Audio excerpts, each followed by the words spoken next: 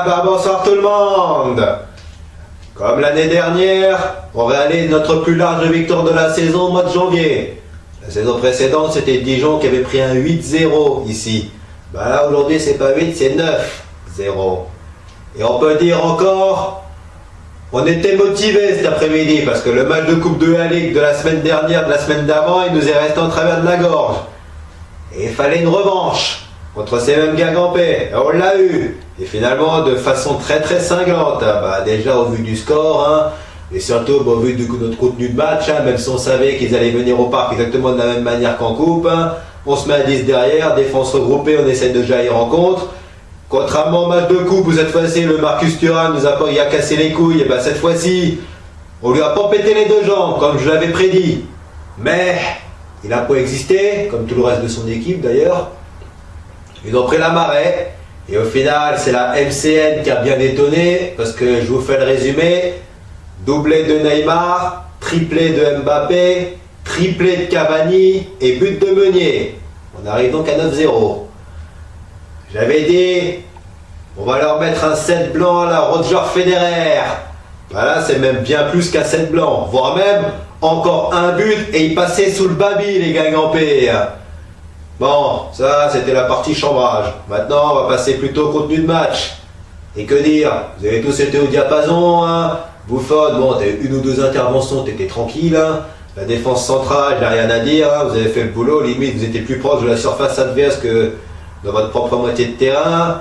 Bernat, il a fait une passe décisive, Tout comme Kurzawa rentré en cours de jeu. Alves, je l'ai trouvé un petit peu en dessous, Quelquefois, il a perdu quelques ballons, Marquinhos, bon, au milieu de terrain cette fois-ci, et à mon avis il va y rester parce que pour l'instant on attend encore des recrues au poste de numéro 6, On est quand même le 19 janvier, le mercato il se finit dans 12 jours, le 31.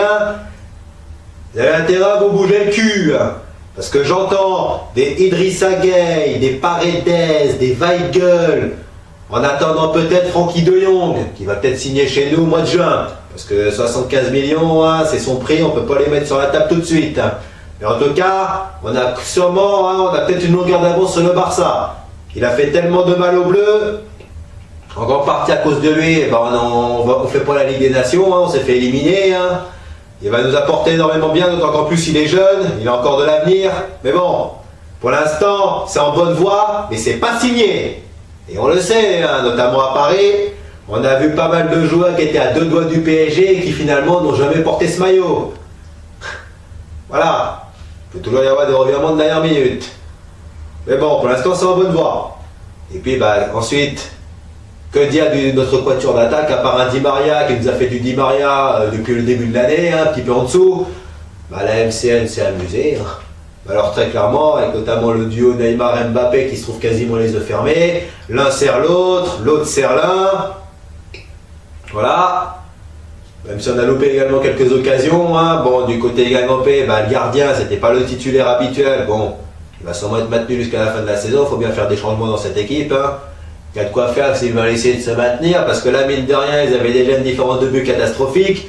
Là, en un seul match, elle passe de -20 à -29. C'est quasiment 2 points, ça. Ça va être dur. Pourtant, ils ont un effectif pas si mauvais que ça. Bon. C'est quand même, mais par contre, au Parc des Princes, c'est quand même autre chose. Bon, voilà. Ça, c'est tout.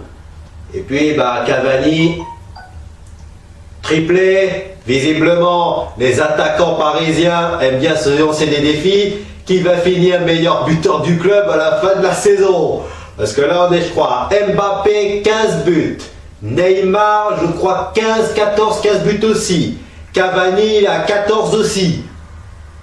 Ça va être le concours de circonstances jusqu'à la fin de la saison. Et qui finira sur la première marche, là, difficile à dire. Ça dépendra des matchs. Mais ça, par contre, le match que vous avez fait cet après-midi, ok, c'était contre le dernier de la classe. Ok, c'était contre la lanterne rouge.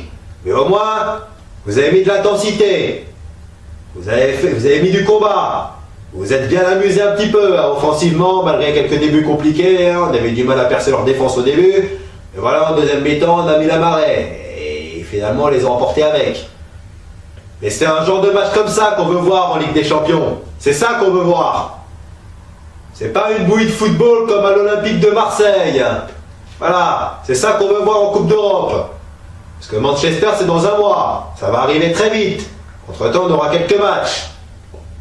Voilà, ça c'était les bonnes nouvelles. Parce qu'il y a quand même une petite ombre au tableau. Et justement, ça va conditionner le mercato. Puisque ce soir, Verratti est sorti sur blessure. Touché à la cheville. Il va sûrement louper la fin du mois. Voire même, est-ce qu'il sera pour Manchester? On ne sait pas. Parce qu'il avait quand même une belle poche de glace sur la cheville. On va essayer de tout faire pour qu'il soit rétabli pour Old Trafford. Parce qu'on en aura bien besoin. Ça va sûrement pousser Nasser, Enrique et compagnie à se bouger le cul. Pour nous recruter un, voire deux milieux de terrain, deux milieux défensifs. Parce que là, avec un Rabiot écarté et un Verratti blessé, on se retrouve sans véritable 6 de métier. En Ligue 1, ça pourrait peut-être passer, mais en Ligue des Champions, ça va pas passer les mecs. Alors bougez-vous le cul au mercato, bougez-vous le cul les dirigeants. Pour nous recruter des milieux. Apparemment, Weigl, qui est pourtant la priorité de Tourelle, Dortmund n'est même pas vendeur. Et on se demande encore pourquoi, parce que ce mec-là, il joue même pas.